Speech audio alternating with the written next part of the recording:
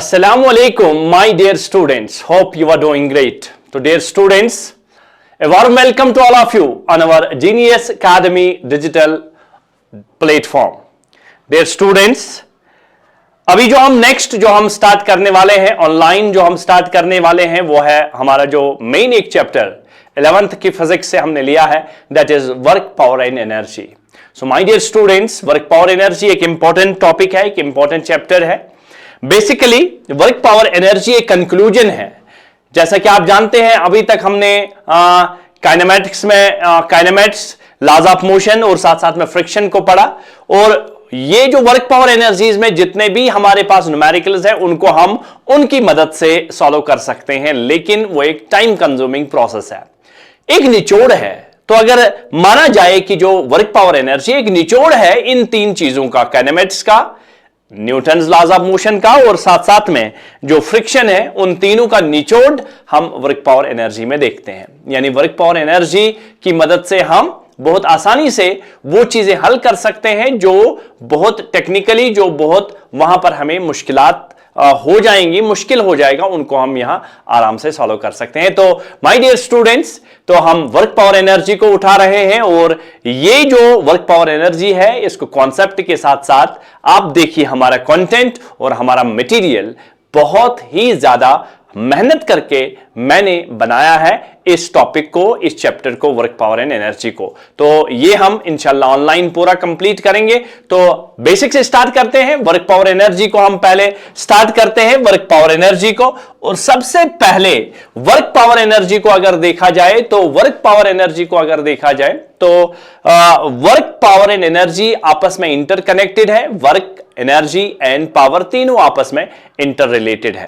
तो my dear students, अगर ये तीनों आपस में इंटर रिलेटेड है तो इनका आपस में कनेक्शन है, तो डेफिनेटली वर्क के साथ एनर्जी का रिलेशन है और एनर्जी को पावर के साथ रिलेशन है.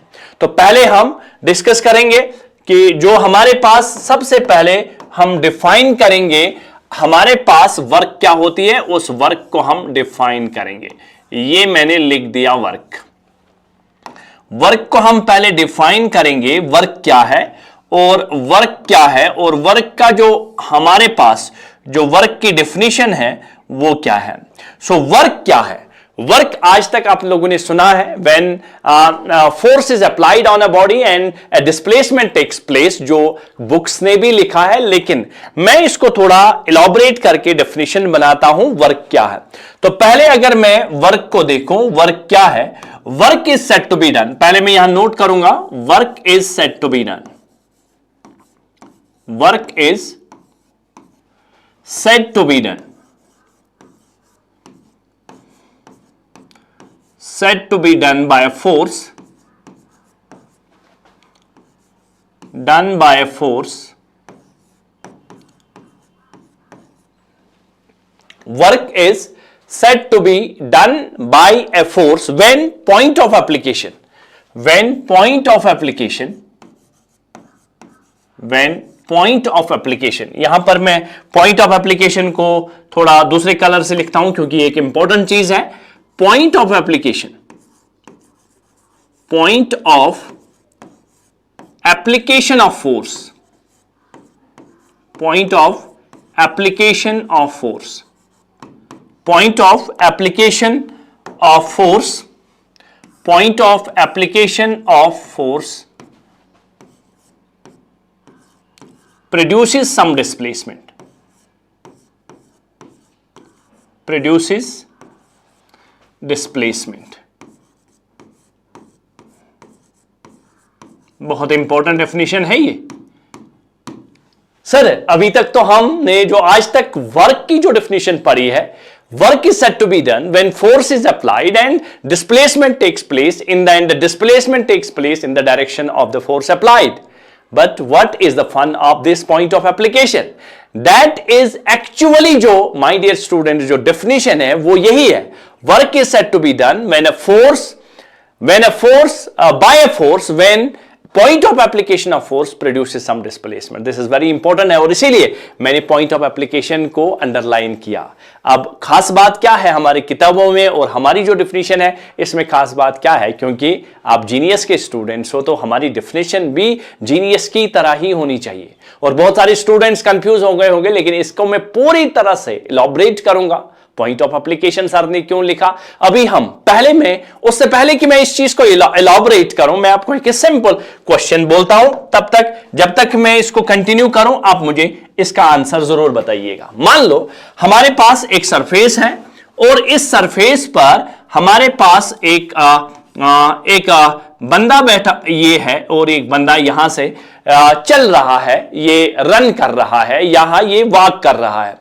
तो माय डियर स्टूडेंट्स, अगर ये वॉक कर रहा है तो वॉक करने के लिए ये यहां से इधर जाएगा एस वाली डायरेक्शन में, और आपको बताना है वॉकिंग के लिए या रनिंग के लिए यहां पर इसके लिए कौन सा फोर्स एप्लीकेबल है, यानी किस फोर्स की वजह से ये रन कर रहा है, ये वॉक कर रहा है। तो आपको बताना पड़ेगा कि कौन सा फोर्स रिस्पॉन्सिबल है इसकी वॉकिंग के लिए। तो यहां पर मैं लिखूंगा, तब तक मुझे आप आंसर बताएंगे।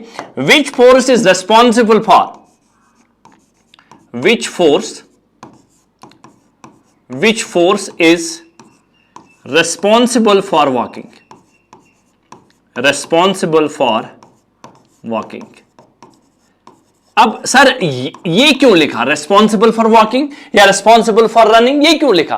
क्योंकि मुझे एक्चुअल में पॉइंट ऑफ एप्लीकेशन को देखना है। पॉइंट ऑफ एप्लीकेशन पहले मैं क्वेश्चन रेज करूंगा, उसके बाद में मैं आपको इसका आंसर बताऊंगा कि मैंने ऐसा क्यों बोला कि वॉकिंग के लिए, रनिंग के लिए कौन सा फोर्स एप्लीकेबल है। बहुत सारे बच्चों का आंसर होगा सर आपने तो बताया है या हमने सुना हुआ है कि वॉकिंग या रनिंग के लिए जो एप्लीकेबल फोर्स है वो है force of friction. You are right my dear students. तो बहुत सारे बच्चे मुझे फोर्स ऑफ फ्रिक्शन बता रहे होंगे, तो माय डियर स्टूडेंट्स फ्रिक्शन, लेकिन कौन सा फ्रिक्शन?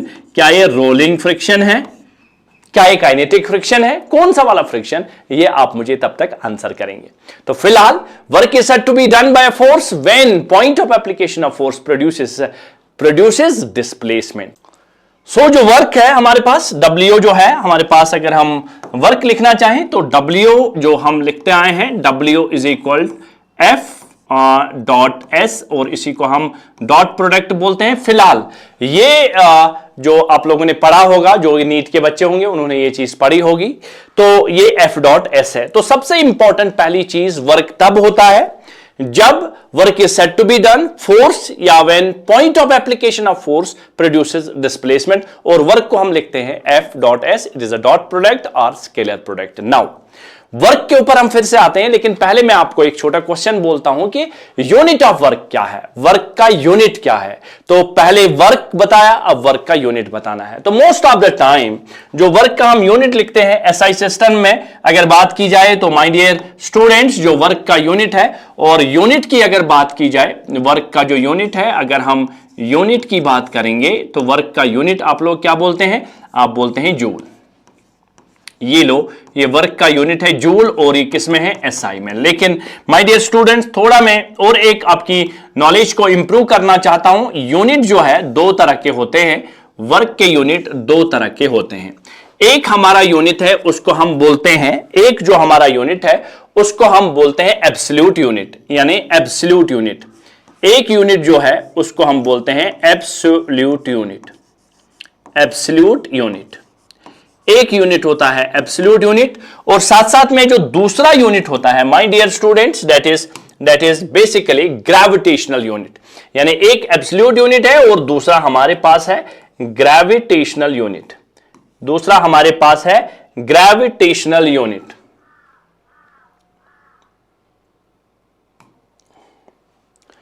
तो दूसरा हमारे पास है ग्रेविटेशनल यूनिट, और पहला हमारे पास जो मैंने बताया आपको एब्सोल्यूट यूनिट, और दूसरा gravitational unit. Gravitational unit, gravitational unit. एक हमारे पास एब्सोल्यूट यूनिट और दूसरा हमारे पास क्या है? Gravitational unit. और एब्सोल्यूट यूनिट की अगर बात की जाए, एब्सोल्यूट यूनिट में हमारे पास जो यूनिट है that is joule. Absolute unit of work जो है दैट इज जूल, और जूल किस में है, एसआई सिस्टम में। एसआई सिस्टम में जूल, और हम लिखते हैं 1 जूल जो है, 1 जूल जो है, अगर आपको कोई बोलेगा 1 जूल कितना होता है, 1 जूल कितना होता है, आप बोलोगे जब हमारे पास फोर्स होगा 1 न्यूटन, 1 न्यूटन और मल्टीप्लाइड बाय 1 मीटर, तो अब हमारे पास 1 जूल आ जाएगा न्यूटन मीटर, और ये हमारे पास 1 जूल आ जाएगा। ये 1 न्यूटन इंटू 1 मीटर, ये होगा 1 जूल। तो न्यूटन मीटर। अब यही दूसरा जो एब्सोल्यूट यूनिट में ही, एसआई में ही, इसका जो दूसरा यूनिट होता है उसको हम बोलते हैं अर्ग, यानी ब्याक यूनिट, इस दोयम यूनिट से सु छु अर्ग आसान। अर्ग ति छु एसआई, अर्ग ति छु यूनिट कथ मज, सीजीएस सिस्टमस मज, सीजीएस, ये एब्सोल्यूट यूनिटन मज, जूल एसआईएस मज, तो अर्ग सोन यूनिट एब्सोल्यूट यूनिट ये मानने सीजीएस सिस्टमस मज अर्ग। अर्ग जो है हमारे पास, अगर हम 1 अर्ग की बात करेंगे, अख अर्ग कोता आसान, 1 अर्ग हमारे पास होगा 1 डाइन इंटू 1 सेंटीमीटर, ये हमारे पास होता है अर्ग। और हमें याद रखना पड़ेगा माय डियर स्टूडेंट्स, इस पर याद था उनके आख जूल यूजन आसान चो, आख जूल आसान बराबर 10 टू द पावर 7 अर्ग। और ये इंपॉर्टेंट में याद रखना है, कभी कभार हो सकता है पूछा जाए, चांसेस तो बहुत कम है लेकिन फिर भी हो सकता है किसी टाइम पूछा जा सकता है। तो हमारे पास एब्सोल्यूट यूनिट में जूल है, और 1 जूल कितना होता है जब फोर्स 1 न्यूटन होगा और डिस्प्लेसमेंट 1 मीटर हो जाएगा, ये एसआई सिस्टम में है। और इसी तरह से हमारे पास जो सीजीएस सिस्टम में है, सीजीएस में जो हमारे पास अर्ग है वो हमारे पास यूनिट है अर्ग का। तो 1 हमारे पास जो, अब दूसरा जो हमारे पास है gravitational unit. Gravitational unit, work का ग्रेविटेशनल यूनिट जो है वो है हमारे पास, वर्क का ग्रेविटेशनल यूनिट है केजी मीटर, केजी मीटर, ये हमारे पास केजी मीटर है। और 1 केजी मीटर जो है, 1 किलोग्राम केजी मीटर जो है वो बराबर होता है 1 KG weight, 1 KG weight multiplied by 1 metre, ये है केजी मीटर जो है 1 KG weight, and weight is what, that is the force. और ये हमारे पास जो है केजी, जी इज 9.8, और ये हमारे पास बनेगा 9.81 न्यूटन मल्टीप्लाइड बाय 1 मीटर, और ये हमारे पास बनता है 1 केजी मीटर। और ये न्यूटन मल्टीप्लाइड बाय मीटर, और ये हमारे पास 1 केजी जो आएगा वो हमारे पास आएगा 1 केजी मीटर जो है वो आएगा 9.81 जूल। ये लो, ये हमने केजी वेट को इन टर्म्स ऑफ जूल लिखा कि 1 केजी मीटर जो है वो है 9.81 जूल, 9.81 जूल के बराबर होता है, 9.81 जूल के बराबर होता है। तो इसी तरह से ये हमारे पास जो केजी मीटर है ये हमारे पास एसआई सिस्टम का यूनिट है। एसआई में केजी मीटर जो हमारे पास एसआई सिस्टम में है वो हमारे पास केजी मीटर है। और साथ साथ में इसी के साथ और एक यूनिट है that is gram centimetre. Gram centimetre की बात की जाए, ग्राम सेंटीमीटर, तो दूसरा इसी में ये ग्रेविटेशनल का ही है ग्राम सेंटीमीटर। तो ग्राम सेंटीमीटर किस में है, ये है सीजीएस में, ये है सीजीएस में gram centimetre. 1 gram centimetre, 1 gram centimetre जो है वो है बराबर 1 ग्राम सेंटीमीटर जो है वो बराबर, जैसे यहां पर लिखा 1 केजी वेट, तो यहां लिखेंगे 1 gram weight, 1 gram weight multiplied by 1 centimetre. और अगर हम इसको 1 ग्राम, अगर हम इसको 1 केजी ग्राम, 1 केजी मीटर जो है वो बराबर है 10 to the power 5 gram centimetre, gram centimetre. तो ये हमारे पास जो है ये इसके बराबर होता है, तो ये इसके बराबर होता है 1 KG metre is equal 10 to the power 5 gram centimetre. तो ये जो वर्क के यूनिट्स मैंने आपको बता दिए। वर्क के यूनिट्स 2 तरह के होते हैं, एक हमारा एब्सोल्यूट यूनिट जिसमें हमारे पास जूल और अर्ग आ जाता है, और साथ साथ में जो हमारे पास ग्रेविटेशनल यूनिट जिसमें केजी मीटर आ जाता है और ग्राम सेंटीमीटर आता है। और इनका आपस में रिलेशन क्या है, जैसे 1 जूल जो है वो 10 टू द पावर 7 अर्ग के बराबर है, और 1 केजी मीटर जो है वो 9.81 जो है 1 kg मीटर जो है वो 10⁵ ग्राम सेंटीमीटर के बराबर होता है। और इसी तरह से जो हमारे पास यूनिट्स की बात हो गई, और अगर हम इसके डायमेंशंस की बात करेंगे, और सबसे इंपॉर्टेंट चीज जो हमारे पास वर्क होता है, वर्क स्केलर है या वेक्टर है, सबसे इंपॉर्टेंट बात यह है। तो आज तक मैंने कभी नहीं सुना है कि आपको कोई काम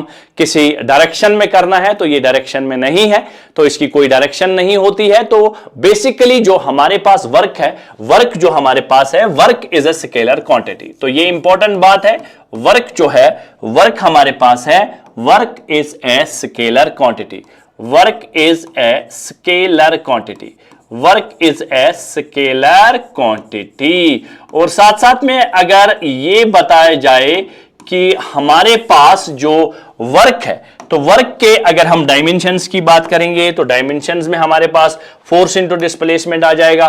तो इसके डायमेंशंस की अगर बात की जाए, डायमेंशंस की अगर बात की जाए, डायमेंशंस जो है वो है हमारे पास m1 L2 T-2, ये हमारे पास। और यहां अगर हम इसका डायमेंशन से यूनिट बनाए kg मीटर स्क्वायर पर सेकंड स्क्वायर, और यही चीज हमारे पास किसके बराबर होता है, यही हमारे पास जो हमने लिखा है यही हमारे पास जूल के बराबर होता है, और ये जूल ऐसे आ जाता है। ये हमारे पास वर्क का जो बेसिक चीज है, वर्क किसे बोलते हैं, work is said to be done by a force when point of application of force produces some displacement. और ये चीज, इसके दो तरह के यूनिट्स होते हैं, एक हमारे पास एब्सोल्यूट यूनिट होता है जूल अर्ग, और एक 1 अर्ग इज इक्वल टू जो हमारे पास 1 जूल होता है वो 10⁷ अर्ग के बराबर होता है। तो कभी कभार अगर आपसे 1 जूल पूछा जाए, 1 जूल की definition, work is said to be 1 joule when a force of 1 Newton is applied and the displacement of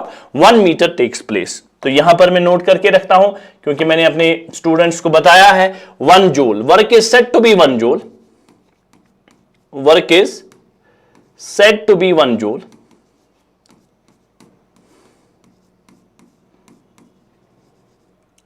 when a force of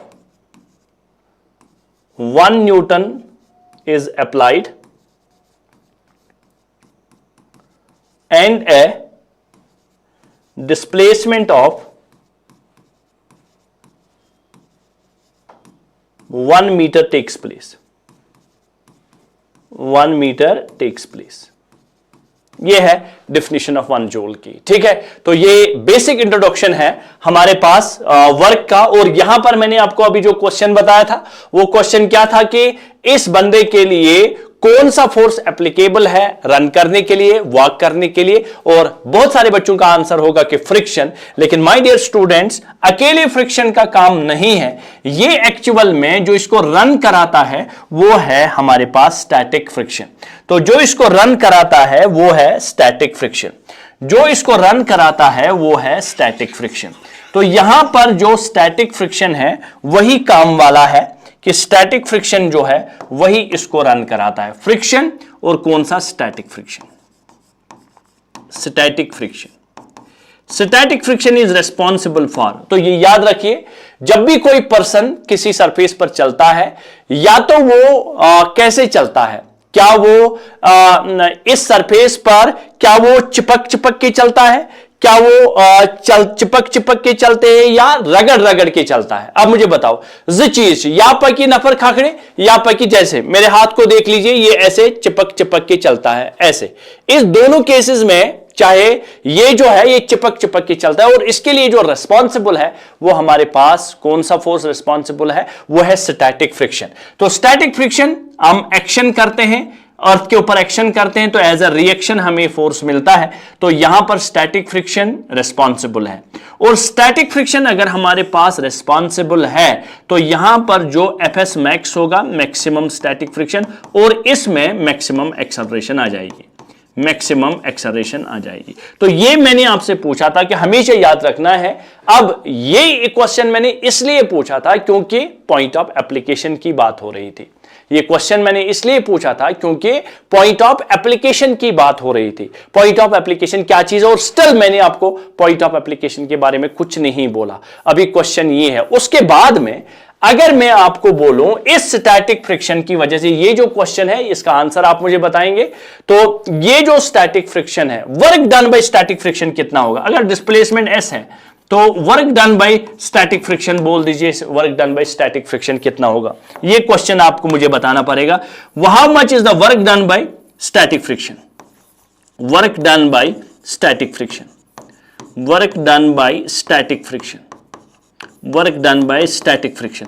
अब आप बोलोगे सर ये क्वेश्चन आप हमें क्यों बताते हो? क्योंकि वर्क डन बाय स्टैटिक आप सीधे सीधे ले W is equal to force into displacement और यहां स्टैटिक फ्रिक्शन। तो ये मैं इसलिए आपको पहले मैं प्रॉब्लम खड़ा कर देता हूं ताकि आप मुझे पॉइंट ऑफ एप्लीकेशन का पूरा मीनिंग बताएंगे। तो आप इसका मुझे आंसर बता देंगे और जिसका आंसर मैं आपको नेक्स्ट लेक्चर में देता हूं। और नेक्स्ट लेक्चर इतने धमाकेदार होने वाला है। ये तो बेसिक इंट्रोडक्शन था वर्क के बारे में, और अब हमारा कंटेंट और साथ साथ में आप डेप्थ देखेंगे कि वर्क पावर एनर्जी की असली डेप्थ कितनी है। तब तक के लिए अल्लाह हाफिज।